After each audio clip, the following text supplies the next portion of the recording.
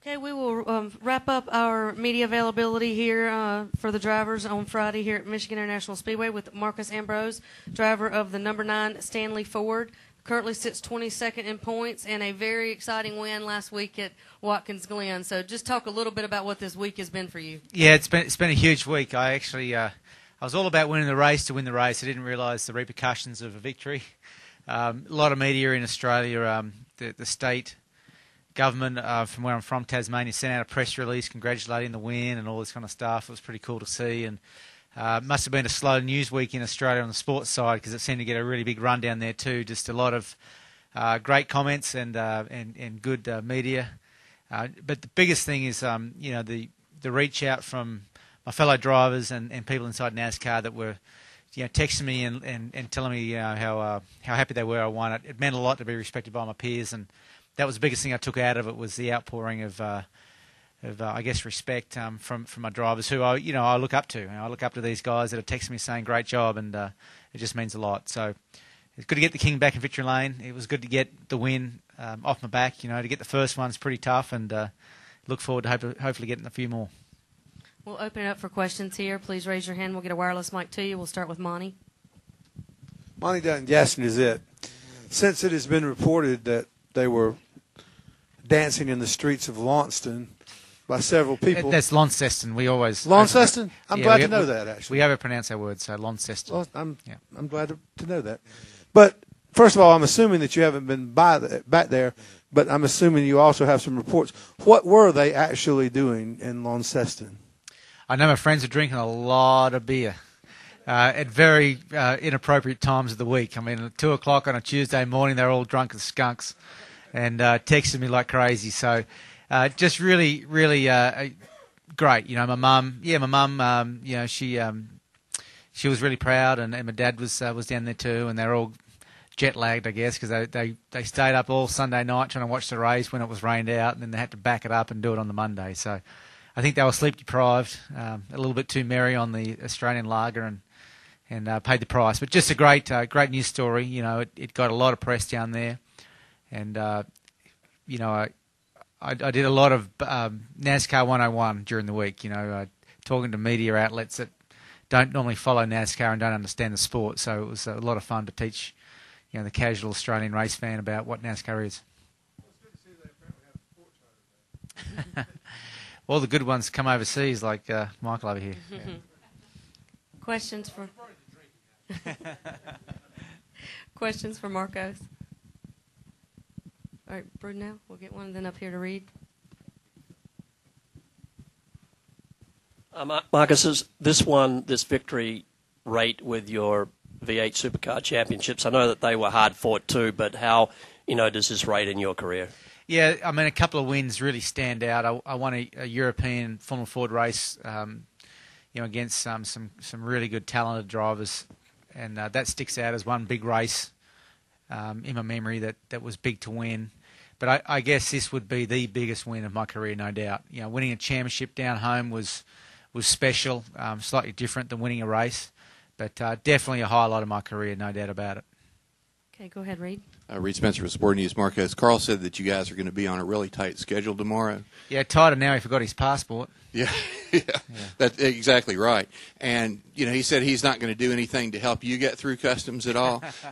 But as a member of the former Commonwealth, that maybe you can get him hung up at customs or something. Yeah, he better learn his history, because I think Canadians and Australians are a lot closer than Canadians and Americans. Any other questions for Marcus? Okay, Nate. Nate Rania said, you said that the response from your peers was meaningful. Was there anybody in particular that you heard from that surprised you or that meant the most to you? It was great to see Robin Pemberton and Mike Helton came into victory lane and just shook my hand, and it was pretty cool. I look up to those guys. They just they run in the sport, and they're about as powerful as men can be in this game, and for them to acknowledge that I exist and congratulate me was really special.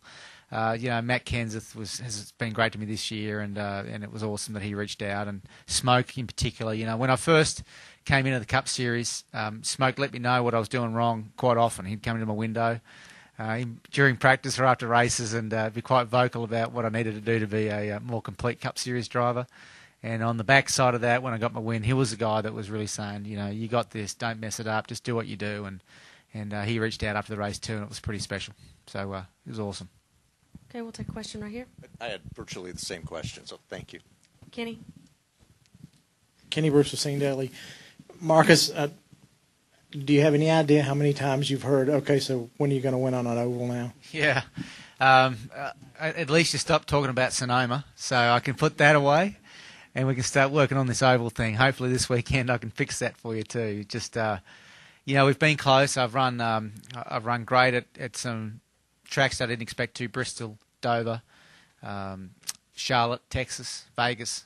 So we're going back for a second time with this team now to tracks that we have got at least a database on. We have some history together, and I think it's going to make a big difference to us. Hopefully, stop you talking about that as well. Clearly, I need to win on ovals. I want to win on ovals. That would finish the story for me. If I can, pull away and win an oval race, it'd be the crowning moment. I think in my progression through NASCAR, it's the one thing that is missing from what I can tell. Okay, we'll take another question from Claire.